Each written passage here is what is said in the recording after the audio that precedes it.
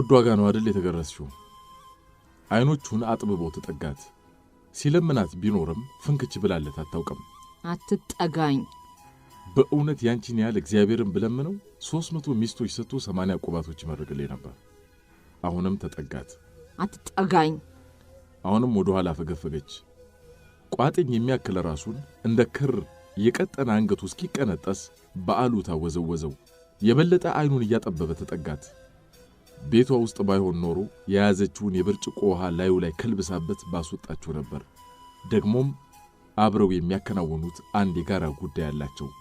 ደጋግሜ እንደነገርኩ አጉል ጊዜህን ባታባክን ይሻላል።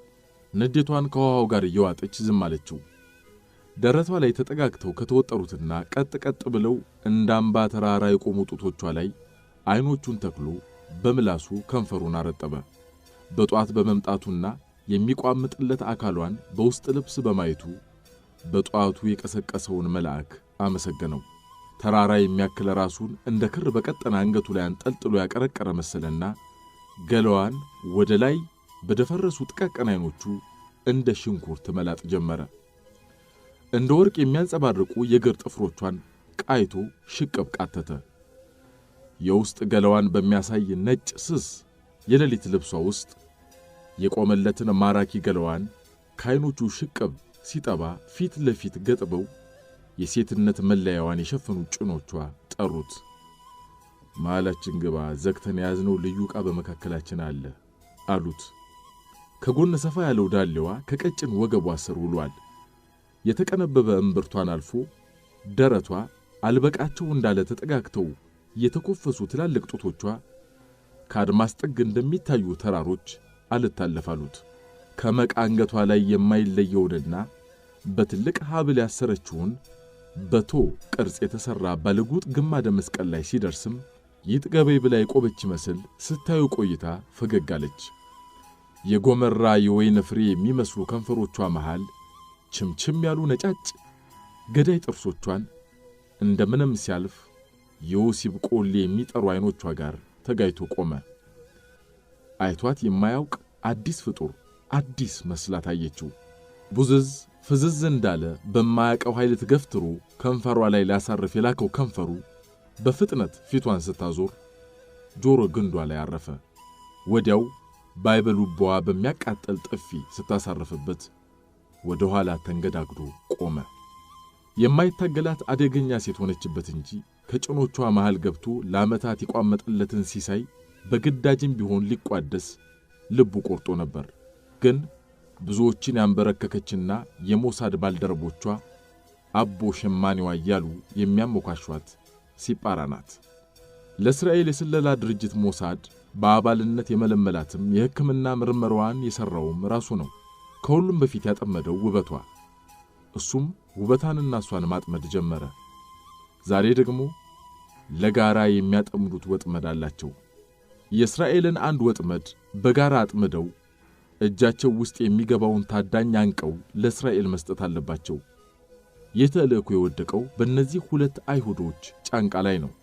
ሲጳራ አናንያን ለመጀመሪያ ጊዜ ያየችው ዘመቻ ሙሴ በተሰኘው እስራኤል የኢትዮጵያ ፈላሻዎችን በሱዳን በኩል አስኮብልላ ወደ እስራኤል በወሰደችበት ጊዜ ነው። ዶክተር አናንያ ከወጣትነቱ ጊዜ ጀምሮ የሞሳድ የሕክምና ክፍል አባልና ተመራማሪ ሆኖ ሲሰራ አንድም ቀን ስለ ፍቅሩና ስለ ግል ሕይወቱ መደላደል አስቦ አያውቅም። የጽዮናዊነት መዝሙር ሲያዜም አደገ። አይሁድነት በደሙ ውስጥ ሲዘዋወር ኖረ። የዘወትር ንግግሩ ማሳረጊያ እስራኤል ለዘላለም ትኑር ሆነ። ሲጳራን ካያት ጊዜ ጀምሮ የግሉ እንደምትሆን እርግጠኛ ሆኖ ኖሮ ነበር። በተለይ በዚህ ወቅት ፍላጎቱ ኑሮበታል። አማላይ ገለዋ አቅበዝብዞታል። ጥፊውን ወደ ውስጥ ውጦ በቀጭን አንገቱ ቋጥኝ የሚያክል ራሱን ከግራ ወደ ቀኝ ዘመም አድርጎ በተለሳለሰ መንፈስ ለመነውን እንደገና ሲጀምር፣ አናንያ፣ እኔ እናንተ የተወከልነው ለሀገራዊ ተልእኮ ብቻ ነው። ደግሞ ብቻዬንም ቢሆን እንደምወጣው ታውቃለህ። እመነኝ፣ የከፈልኩትን ያህል መስዋዕትነት ከፍዬ ኢንጂነር ሻጊዝን አንቄ ለእስራኤል አስረክባታለሁ። እንዲያውም አንተ የመጀመሪያውንና ተገቢውን ሥራ ሰርተህ ጨርሰሃል። የተቀረውን ለኔ ተወው።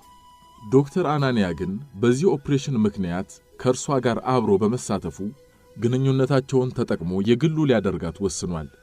ደግሞ ሲበዛ እልከኛ ነው። እስከ መጨረሻው ታግሏት ክንዱ ውስጥ ሊያስገባት ቆርጧል።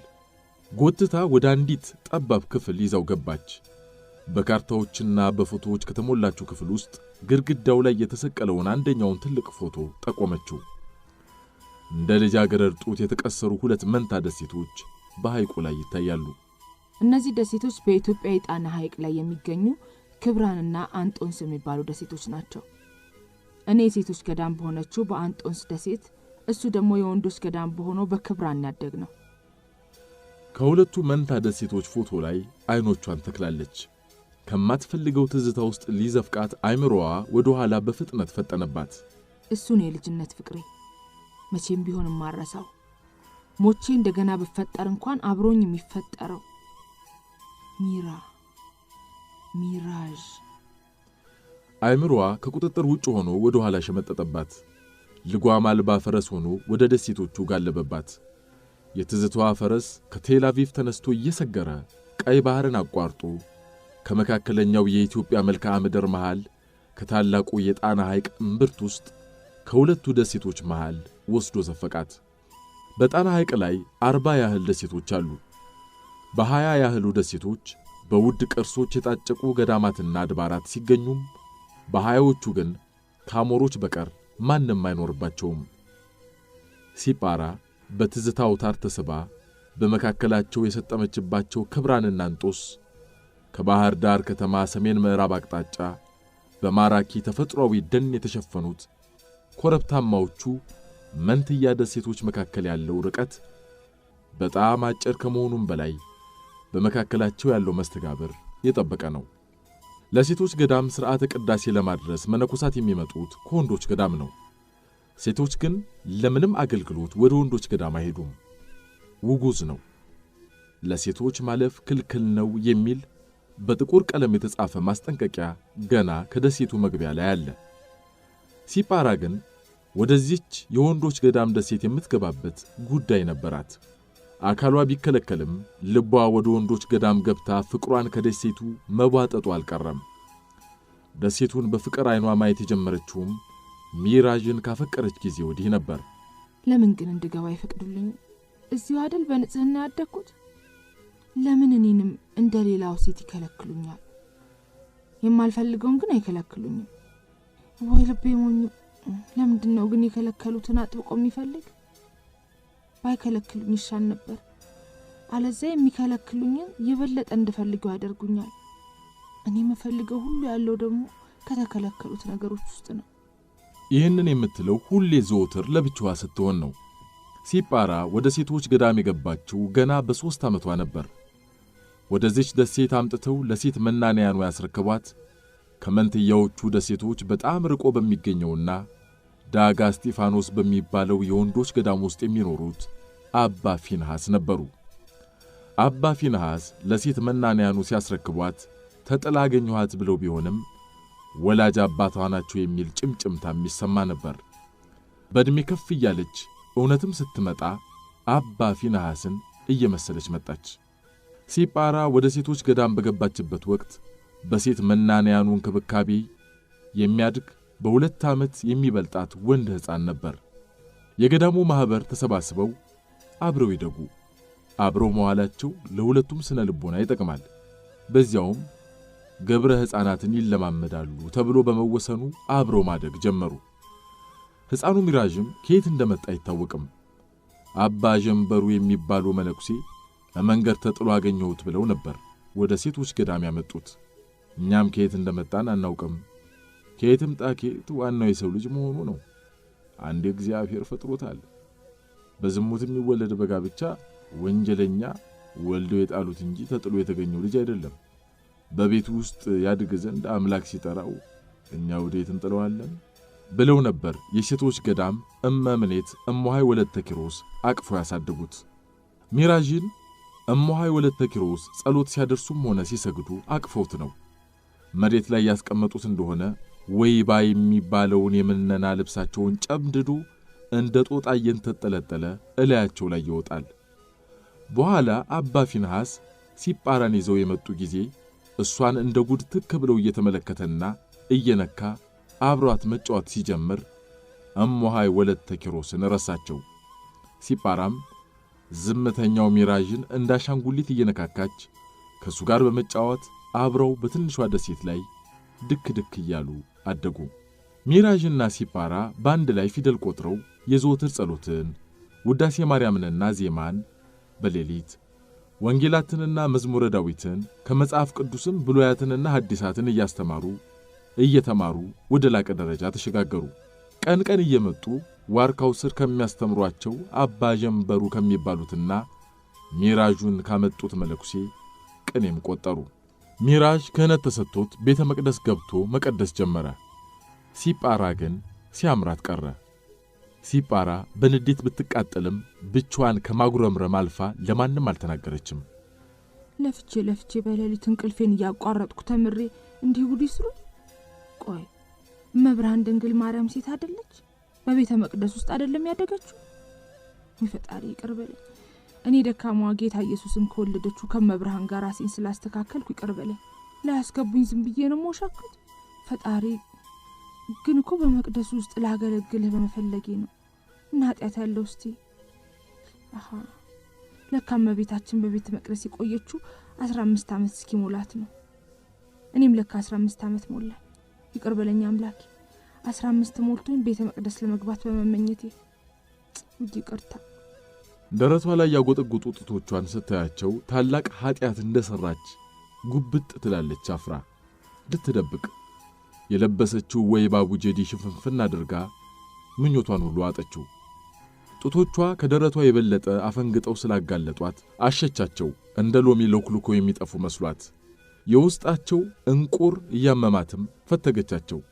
እንደ ቡግንጅ ፈርጠው ወይም እንደ ጆሮ ደግፍ ማምተው ከደረቷ እንዲጠፉ ተሳለች።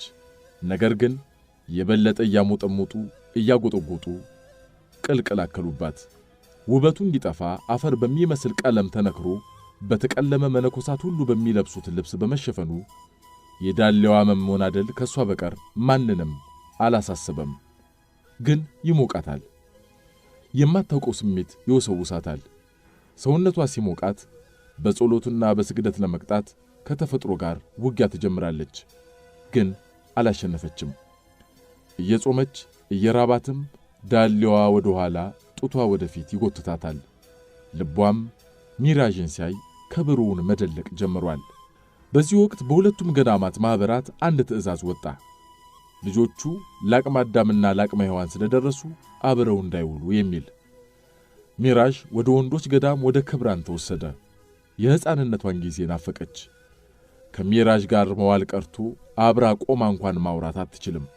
የዕድሜዋ እኩያ ካለሱ ማንም የለም።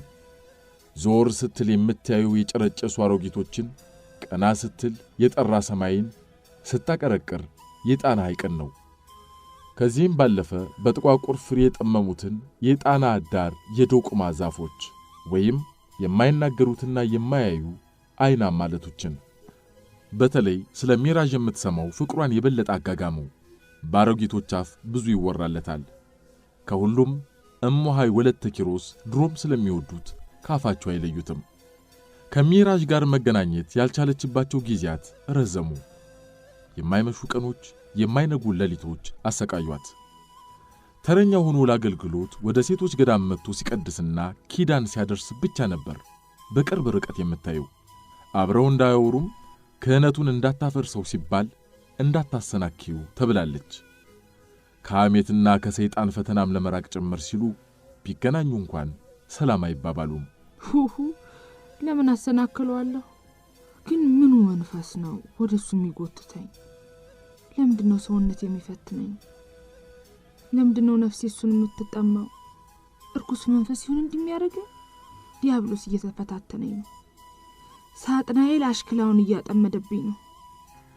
መቼ ሰይጣን ጓዙን ጠቅልሎ ገዳም ውስጥ አይደል ዘፈረው? በዓለም ማንን ሊፈትን? ዓለምማ ሁሉስ በኃጢአት ይወደቅ አይደል? ማንን ይፈትናል? ሁሉስ ሳይፈተን ይወደቅ አይደል? ለዚህ ነው እንጂ ገዳም ውስጥ ሰይጣን ጦርነት ያለበት። መቼስ መልካም በሌለበት ክፉ የለ። ቢኖርስ መኖሩ በምን ይታወቃል? ሰይጣንስ መንፈስ ቅዱስ ባለበት ከሌለ መኖሩ በምን ይረጋገጣል? በርኩስ መንፈስና በቅዱስ መንፈስ መካከል ብዋከብስ እኔ ማን ነኝ?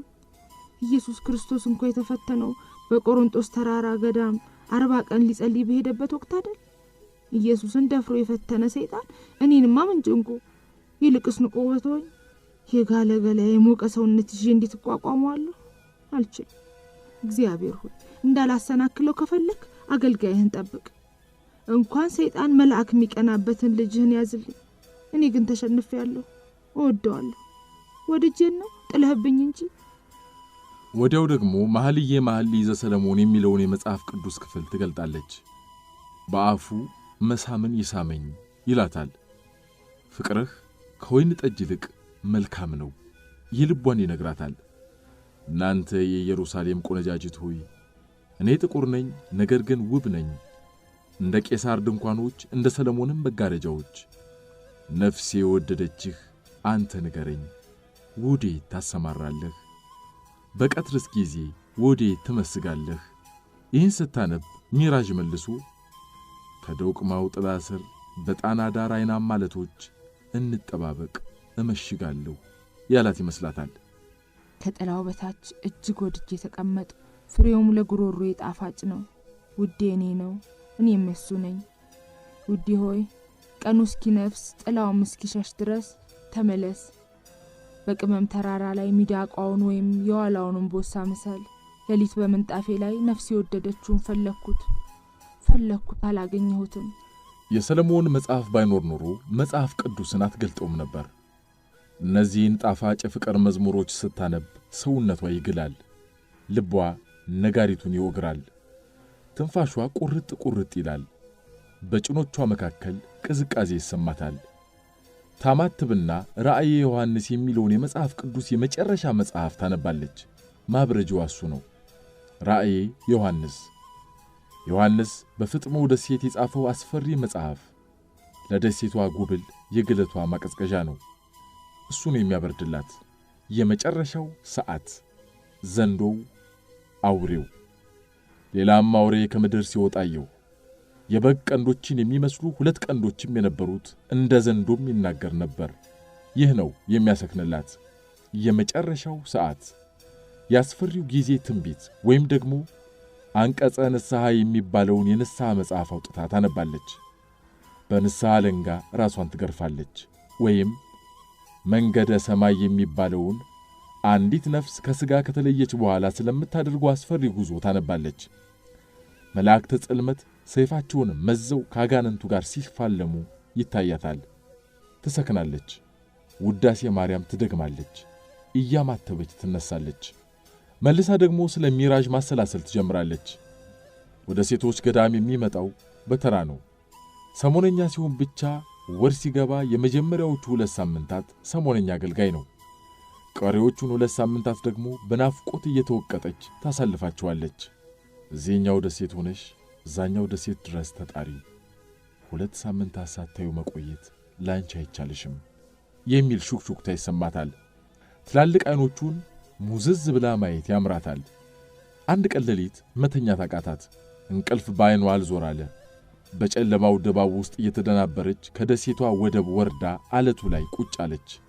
የጣና ሐይቅ ማዕበል ከአለቱ ጋር ሲጋጭ በሚፈጥረው ፍንጣቂ በውሃ ስትበሰብስ እንኳን አልታወቃትም። ቆይቶም ሰማዩ በመብረቅ እየታረሰ በጉረምርምታ የታጀበ የዝናብ ዶፍ እዛ የተንጣለለ ሐይቅ ላይ ሲወርድ ከተቀመጠችበት አለት አልተነሳችም። ወደ ወንዶች ገዳም አሻግራ ማዶ ማዶ እያየች ሌሊቱን እዛው አድራ ጧት የኪዳኑ ደወል እስኪደወል አለቱ ላይ ተቀምጣ ነጋች። በቀጣዩ ሌሊት በስዕለ ቅዱሳን ከተዋበች ጎጆዋ ከገባች በኋላ የመቅረዙን የዘይት ክር ለኮሰችው። ልታነብ የዘረጋችው መጽሐፍ አፉን እንደከፈተ ነበር። ራቁቷን ነጭ አቡጀዲ ከላይ የኖረ ሐምራዊ ግምጃ ከስር ከተነጠፈባት መደቧ ላይ ተኝታ መቅረዙ ላይ አፈጠጠች። ስቅስቅ ብላ ማልቀሷን ነጭ አንሶላ ላይ የነጠበው እንባዋ ጠብታ ነገራት። ልትጽፍለት ወሰነች። የሆነውን ሁሉ ጽሑፍ እንድትለማመድበት የመቃብዕርና ከተቆሉ አዝዕርተ የተቀመሙ ጥቁር ቀለም ነበራት። ወረቀት ግን መጽሐፍት ቤቱ ውስጥ ነበር። ዛሬ መጻፍ አለብኝ። በቅጠልም ላይ ቢሆን ጭንቄን ተገላግዬ ጧት ከኪዳን መልስ ጠብቋለሁ። ከዛም ሰጥቼው ሹልክ ወዲያው አንድ ብልሃት ተከሰተላት። ከነጯ ቡጂዲ ላይ ቀዳ መጽሐፏ ላይ አስደገፈችና በመቃብሯ ከጥቁሩ ቀለም እየነከረች ጻፈችለት። ጧት የኪዳኑ ጸሎት ረዘመባት። ትልቁ ደወል ተደውሎ የኪዳኑ ጸሎት እንደተጠናቀቀ በምስራቁ በር ቆማ ጠበቀችው። በምስራቁ በር ሴት መቆም ይቀርና ማለፍ አይፈቀድላትም። እሷ ግን አማራጭ አልነበራትም። የምስራቁ በር ተከፍቶ ሚራዥ ነጭ አቡጀዲ ትምህርተ መስቀል ተላብሶ ብቅ ሲል ወኔዋ ተነነ። በቆመችበት ተብረከረከች። ወደ ወንዶች ገዳም ለመሄድ በቀጭኗ መንገድ ደሴቷን መውረድ ሲጀምር ደንግዛ ቆማ ባይኗ ብቻ ተከተለችው። ከራሷ ጋር ታግላ የልብ ልብ ከገዛች በኋላ ደሴቷን በሩጫ ወረደችና ከወደቡ ወደ ጀልባዋ ሊገባ ሲል ደረሰችበት። አብረውት 2 ተረኛ ኪዳን አድራሽ መነኮሳትም ነበሩ። ሚራዥ ጥርሷን ነክሳ ጠራችው። ከጀልባዋ ወርዶ ወደ እሷ መጣ። የተጠቀለለ ነጭ አቡጀዲ ጨርቅ በፍጥነት ሰጠችውና ለማንም አታሳይ። እየተንቀጠቀጠች ወደ ጎጆዋ ተመለሰች። ሚራዥ ከጀልባዋ ወርዶ የክብራንን የወንዶች ገዳም መሬት ከረገጠ በኋላ የደሴቱን ኮረብታ በሩጫ ወጥቶ ትልቁ የዶቅ ማዛፍ ስር ቁጭ ብሎ ነጩን ቀዳጅ አቡጀዲ ጨርቅ ገለጠው። ሚራዥ በጣም ተጨነቅያለሁ። ራሴን ለመግዛት ሞክሬ ነበር። ከማላቀው ወጥመድ ውስጥ መግባቴ ካንተ ውጪ ለሌላ ለማንም ብናገር ንስሐ ግቢ ከማለት በቀር ሁነኛ መፍትሄ እንደማይሰጡኝ ያውቃለሁ። የሰይጣን ፈተና ነው ብዬ ለብዙ ቀናት ሰውነቴን በጾም ቀጣሁት። የሚሰጠኝ መቁነን በድብቅ ለወፎች እየበተንኩ ሳልበላ ለብዙ ቀናት ቆየሁ። መልካ ኢየሱስን፣ ድርሳናትን፣ መስጥማጋንንትን፣ ገድለ አቡነ ዘዮሐንስን ሁሉ እየደገምኩ በሱባኤ ለብዙ ሳምንታት አሳለፍኩ። እመምኔታችን ማይወለተ ኪሮስ ስቅበጠበጥ አይተው በሽንቁሩ ግንድ አስረውኝ ስጸልይ ሰነበትኩ። ልድንግን አልቻልኩም። ፈተናዬ የህሊና ረፍት ነስቶኛል። ከእግዚአብሔር ቤት አስወጥተው አጋንንት በደስታ ሲስቆብኝ በጆሮዬ ይሰማኛል። ሚራዥ እባክህ ድረስልኝ። ደሞ እውነቱን ሳልደብቅ ልንገርህ፣ በየደቂቃው አንተ ማየት ያሰኘኛል። ለምንድነው ሚራዥ? ሰይጣናት ጥለው ሲዘባበቱብኝ ማየት ትፈልጋለህ? እንግዲያው ዛሬ ማታ በታንኳን ቢሆን መተህ ችግሬን ካልፈታህልኝ የመጨረሻ አማራጩ ራሴን ወደዚህ ሐይቅ ወርውሬ ለሰይጣናቱና ለአጋሮቻቸው እጄ መስጠት ነው። መቼም ከዚህ በላይ ስቃይ አይኖር። ዛሬ ማታ ከደሴቱ ወደብ በትልቁ አለት ላይ ጠብቀሃለሁ። አንብበስ ጨርስ አጥበጣለው፣ ካለቀቀልህ አቃጥለው። ወስብሐት ለእግዚአብሔር። ሚራዥ ደብዳቤውን አንብቦ ሲጨርስ ተነስቶ በደስታ ዘለለ። በሱ ውስጥ መከራ ሲያሳየው የኖረው ስሜት በሷም ውስጥ በመኖሩ ሐሴት አደረገ። እኔ አንቺ ያለሽበትን ደሴት አሻግሬ ያየው ትልቁ ዛፍ ላይ ወጥቼ እንደምውል ማን በነገረሽ? ይምሽ እንጂ በዋናም ቢሆን አልቀርም። ሳይታወቀው እየለፈለፈ ነበር። ቀኑ አልመሽለት አለ። እንደ ሁል ጊዜው ማህሌ ዘሰለሞንን ደግሞ ደጋግሞ አነበበው። አስተማሰልኩኪ አንተ ሀቤ ጥቃ አዳም ወላተኪ ከመማዕነቅ ወክሳደኪ ከማርማቆስ አምሳለ ወርቂ ግበሩ ለኪ ኮስኮሰ ዘብሩር። እሷ ደግሞ ከማዱ ውዴ ሆይ ቀኑ እስኪነፍስ ጥላውም እስኪሸሽ ድረስ ተመለስ ብላ የመለሰችለት መሰለው። የለም ቀኑ አልመሸልኝም፣ ከማይመሽ ቀን የማይነጋ ሌሊት ይሻላል። ኩለንታኪ ሰናየትን ተሃቤ አልብኪ ነውር ወኢመንትኒ ለአሌኪ ንኢ እምሊባኖስ መርዓት ንኢ እምሊባኖስ የሚሉ የሰለሞንን ማህሌያት ሲያመላልስ ለብደት ሊዳርጉት እንደሚችሉ ፈርቶ ተነስቶ ለጉብኝት ከመጡት ፈረንጆች ጋር ወደ ዕቃ ቤቱ አመራ። ከምን ጊዜውም በበለጠ በዛ ሙዚየም የሚገኙት ቅርጻ ቅርሶች በሙሉ ከሰፊ ማብራሪያ ጋር ሲሰጡ አለ። ባስተርጓሚ ቤተ ክርስቲያኑ የተሰራው በተጠረበ ቀይ ድንጋዮች ነው። እነዚህ በመቅደሱ ዙሪያ የምታዩቸው ከጠርብ ድንጋይ የተሰሩ 12 አምዶች ናቸው። ከመቅደሱ ግድግዳ ጋር ተያይዞ የተሰራው ህንጻ የገዳሙ መስራች አቡነ ዘዮሐንስ መቃብር ነው። ይህ ቤተ ክርስቲያን እንደምታዩት በደሴቱ አናት ላይ ነው የተሰራው። ይህ የድንጋይ ደወል ነው። በዚህ ዕቃ ቤት ውስጥ ካስደናቂ ቅርሶች አንዱ ይህች በወንጌላዊ ቅዱስ ሉቃስ በራሱ እጅ የተሳለችው የቅድስት ማርያም ስዕል ናት። ይሄ ከብረት የተሰራው የአቡነ ዘዮሐንስ የጸሎት ልብስ ነው። ወደዚህ ገዳም መግባት የሚችሉት ወንዶች ብቻ መሆናቸው ለየት ያደርገዋል። በዳጋና በአንዳንድ የጣና ገዳማት ሴቶች እንዲገቡ አይፈቀድላቸውም። እዚህ ቀጥሎ ካሉት ደሴቶች ሌላ ሴቶች ብቻ የሚኖሩበት ደግሞ ገዳም አለ። ያልጠየቁትን ሁሉ ሲለፈልፍ ትዝ አለችው ሲጳራ። ሳይሰናበታቸው ወጥቶ ሄደ። ሌላ ሰው ተጠርቶ አስጎበኛቸው። ሲጳራ በድቅድቁ ጨለማው ውስጥ አለቱ ላይ ቁጭ ብላ ሚራዥን ስትጠብቅ መንፈቀ ሌሊት አለፈ። አላስችላላት። ልብሷን አውላልቃ ወደ ጣና ተወረወረች። ወደ ወንዶች ደሴት መዋኘት ጀመረች። እየመጣም ከሆነ እዛው ሐይቁ ውስጥ አገኘዋለሁ ብላ ሊያጋጥማት የሚችለው አዞና ጉማሬ አላስጨነቃትም። በሕፃንነቷ ስትዋኝ አትደክመም ነበር። አሁን ግን በፍርሃት የሚረድ ሰውነቷ አልንሳፈፍ አላት። የሚዋኝ ሰው እየቀረባት መጣ። ሲጳራ አላት በልውሳስ ድምፅ፣ የምታውቀው ድምፅ። ራሷን ብቅ አድርጋ ወዬ ምን ነው ቆየህብኛ? እሺ ተመለሽ፣ ወደ መጣሽበት ዋኝ። ደክሞኛል፣ አልቻልኩ። አይዞሽ። እያቃይታኝ ነው ሚራዥ። እያቃይታኝ ነው ስትል ይበልጥ አቃታት። ተጠግቶ ደገፍ አደረጋት። ሰውነቷ ይፋጃል። ሰውነቱን ነዘረው። ትንፋሿ ለመጠጠው። አይዞሽ እየደረሰን ነው። የልብ ምቱ ሲፈጥንበት ታወቀው። ዋው ውስጥ ሆኖም አቃጠለችው። እሷንም እያቃጠላት ነው። ከሐይቁ ዳር ሲደርሱ አለቱ ላይ የጣለችውን ልብሷን ለበሰች።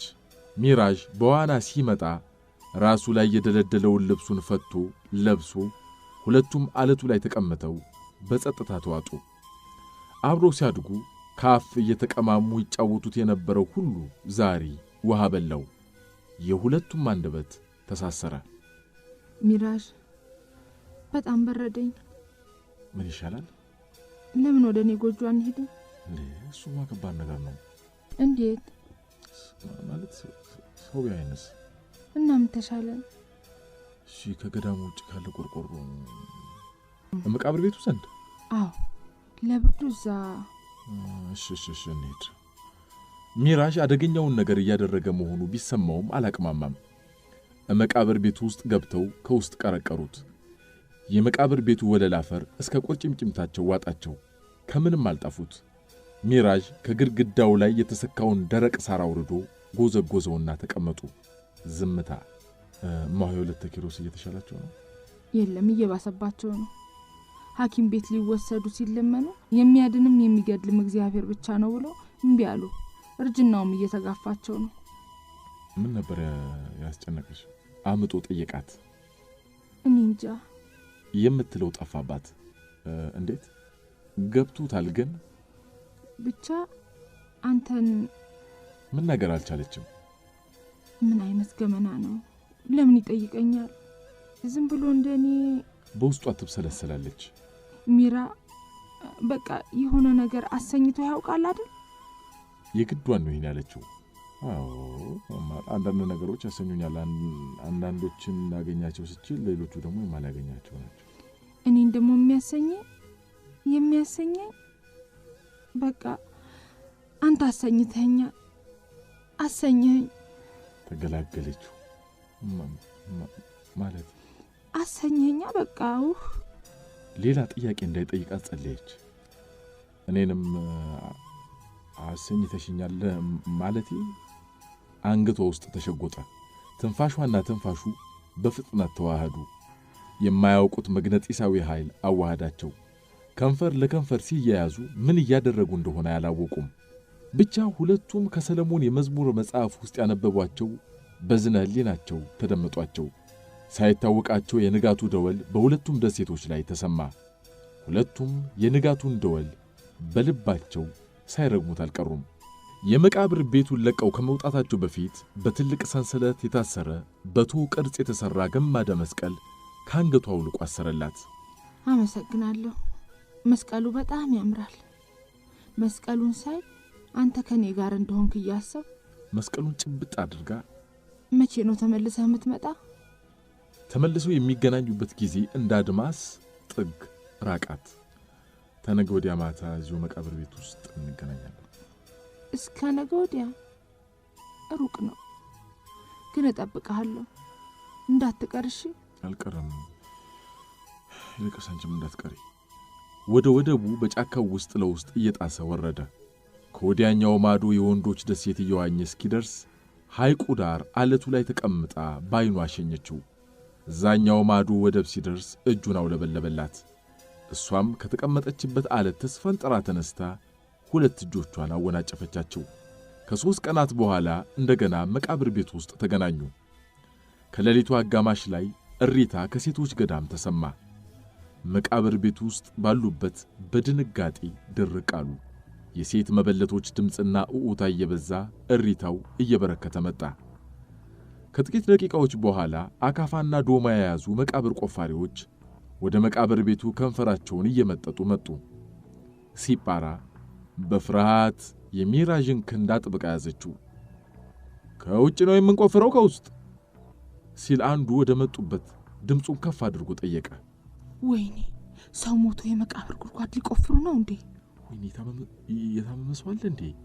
ማይ 2 ኪሮስ ሞቱ ማለት ነው። ሌላ የታመመ የለም። የኛ መጨረሻ ይሄ ነው። ወይኔ እግዚአብሔር ተጋለጠን። ምን አለ? ምን አይነት ፈተና ነው? ቆሽ ወተን እንዴ በር ላይ እኮ ናቸው። ቆይ እንዴት መጡ? በታንኳ መተሆናላ። ምን ሰራው መብርሃን? ወይ መልሱን ይዞ የመጣው ሰውዬ ከውስጥ ቆፈር ብለዋል አለ እየተነፋነፈ። ከውስጥ ከሆነማ መብራት ይዘና እንጂ ድሮስማ 2 ኪሮስን ያህል እናት ሜዳ ላይ ይቀበራሉ። በሩን እያንቋቋ ከፈተው። ሰው አለ እንዴ? እስካይናቸው አሰገገ። የተቀመጡበት መሬት ተከፍቶ ቢወጣቸው በወደዱ። አንቱ አባ ፊናስ፣ ኧረ ሰው ነው፣ እስኪ ጧፉን አምጡት። ወደፊታቸው ይበልጥ አይኑን እያፈጠጠ የጧፉ ብርሃን ከሁለት ዓለም ሰዎች ላይ መጥፎ ጸዳሉን ጣለ። ለሁለቱም ያ የጧፍ ብርሃን ከጨለማ የባሰ እርጉም ነበር። የእስራኤል አምላክ ምኑን አሳይህ?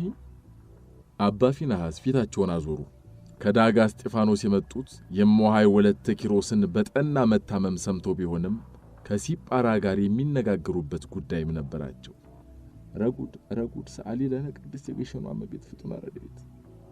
ሁለተኛው ቆፋሪ መነኩሴ አባ ማቴዎስ ራሳቸው አፍረው አይኖቻቸውን በእጆቻቸው ጋረዱ። ሚራሽ ምን ነዋ የኔ ልጅ? ውዳሴ ማርያም መድገም ተውክ እንዴ? ምን ነዋ ሰይጣንን በጸሎት ብትዋጋው? አባ ፊናስ ያልጠበቁት ዱብዳ ነበር የገጠማቸው። ምን ነዋ ልጆቼ? ጉድ ነው። አባ ፊናስ ከአንድ ቀን በፊት ከዳጋ እስጢፋኖስ ገዳም መጥተው ለሲጳራ መንፈሳዊ ብርታት የሚሰጥ ያሉትን ቀኖናና ስግደት ሰጥተዋት ተመልሰው ነበር። ወደ ሴቶች ገዳም የመጡት የሴቶች ገዳም እመምኔት የሆኑት እሞሃይ 2 ኪሮስ መድከማቸውን ምክንያት በማድረግ ቢሆንም ከሲጳራ የሚፈልጉት አንድ ታላቅ ጉዳይ ነበራቸው። ሲጳራን እየዞሩ የሴቶች ገዳም ውስጥ ሲፈልጉም ነበር። ሚራዥ አፉ ተሳሰረ። ሲጳራ እንዳትደነግጥ ሲል የራሱን መሸማቀቅ ወደ ውስጡ አመቀው። እጇን ይዟት ከመቃብር ቤቱ ወጡ። እሱም ተጨንቋል። ነገር ግን ምንም ያልተሰማው መስሎ ያጽናና ይዟት ወደ ወደቡ ወረደ። ከወደቡ የተጠጋ ታንኳና ጀልባ ሲያይ ወደ ታንኳው እየመራ ተከተኝ፣ አብረን እንሄዳለን። ወዴት መሄድ እንችላለን? ወዴትም ይሁን።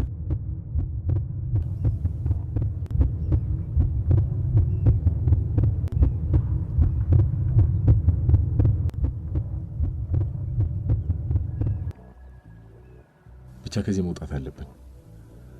ካሁን በኋላ እነዚህ ገዳማት ውስጥ መኖር ለሌና ለንቺ የማይቻል ነገር ነው። እንኳን በአንድ ቤት ውስጥ ጨለማ ለብሰን አግኝተውን ቆመን እንዳናወራ መከልከላቸውን መዘንጋት የለብሽም። ተረድቻለሁ ሚራ፣ ግን ወዴት ብለን እንሄዳለን? ከመንታዎቹ ገዳማውያን ደሴቶች ውጭ የሚያውቁት ዓለም እንደሌለ ታውቃለች ሲጳራ። ጉዞውን እንጀምራለን።